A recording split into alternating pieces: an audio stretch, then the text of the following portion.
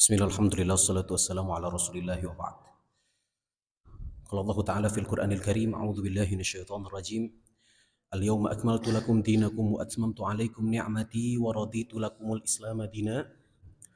Wa qala Allah Ta'ala fil Qur'anil Karim, innad dina 'indallahil Islam.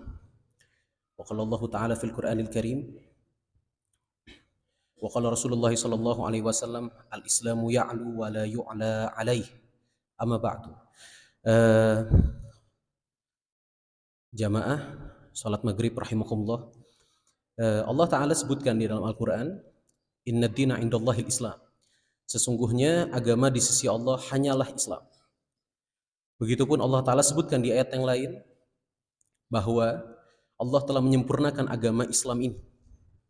Dan satu-satunya agama yang Allah ridhoi hanyalah Islam. Begitu Rasul Shallallahu Alaihi Wasallam, beliau bersabda bahwasanya Islam itu ya'lu, dialah yang paling tinggi, wala yu'la alaih, dan tidak ada yang lebih tinggi daripada Islam. Tapi dan kita pun melihat di ayat yang lain, innalladzina amanu wa amilus solihati ulaika hum khairul bariyah, ya. Orang-orang yang beriman dan dia beramal solih, dialah sebaik-baiknya manusia, dan mereka dijanjikan masuk surga.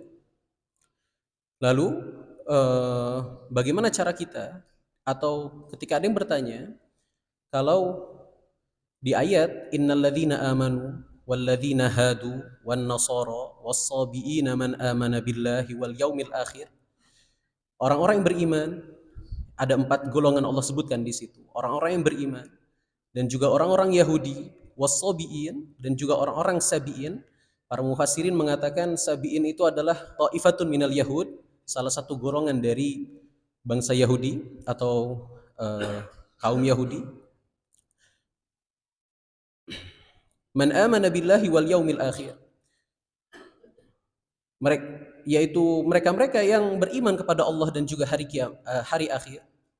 Wa amila salihan, dan mereka beramal salih, falahum ajruhum inda rabbihim wala khaufun alaihim wala hum yahzanun, maka bagi mereka itu pahala dari Tuhan mereka dan tidak ada ketakutan, dan mereka juga tidak bersedih nanti di hari kiamat. Seolah-olah ayat-ayat ini bertentangan satu sama lain, dan kita melihat ada orang-orang yang mengklaim bahwasanya selama tidak hanya orang Islam saja yang masuk surga, yaitu orang-orang selain Islam dari kalangan Yahudi dan dari kalangan Nasrani, selama mereka berbuat baik, selama mereka beramal baik, selama mereka sopan, selama mereka tidak menzolimi orang lain, selama mereka tidak mengambil harta orang lain, maka mereka bisa masuk surga dengan dalil tadi, innalladzina amanu walladzina hadu wan nasara was-sabiina man amana billah, dan seterusnya sampai akhir ayat. Atau yang kita kenal sebutannya hari ini dengan pluralisme, ya. Pandangan yang mengatakan bahwasanya semua orang itu bisa masuk surga asalkan memenuhi syarat-syarat yang tadi sudah disebutkan. Maka bagaimana cara kita memahami ayat tersebut? Kita melihat kalau ayat ini adalah ayat yang mutasyabihat. Allah katakan di Al-Quran di surat Ali Imran di awal-awal ayat, huwaladzi anzalal kitaba minhu ayatun muhkamatun, dialah Allah Ta'ala yang menurunkan kitab. Di antara ayat-ayat dari kitab tersebut ada yang muhkamat, yaitu yang artinya cuma satu, la yahtamilu illa ma'nan wahidan, hanya mengandung satu makna, seperti qul huwallahu ahad, katakanlah dialah Allah yang satu. Surat Al-Ikhlas itu seluruh ayatnya adalah ayat muhkamat, mengandung satu makna saja. Tapi kita melihat juga wa ukhur mutasyabihat, ada ayat-ayat lain di Al-Quran yang dia mutasyabih. Maksud dari mutasyabih adalah membutuhkan ayat yang lain. Tadi mohon maaf, waladzi anzalal kitaba minhu ayatun muhkamatun hunna ummul kitab.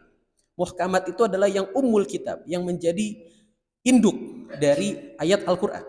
Wa ukhur mutasyabihat, dan yang lain adalah mutasyabihat. Para ulama, para mufassirin mentafsirkan mutasyabihat itu, kalau ada ayat yang digolongkan pada mutasyabihat, butuh pemahaman atau butuh tafsiran kepada ayat yang muhkam.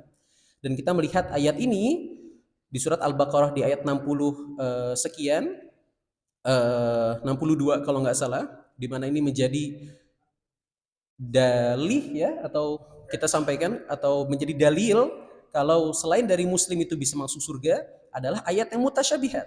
Kenapa? Karena ada ayat-ayat muhkamat yang lain yang menetapkan bahwasanya selain dari muslim, selain dari orang yang beriman, selain yang mengikuti Rasul Shallallahu Alaihi Wasallam adalah masuk neraka. Misalkan seperti dari surat Al-Ikhlas, Qul huwallahu ahad, Allahus samad, lam yalid walam yulad, walam yakul lahu kufuwan ahad.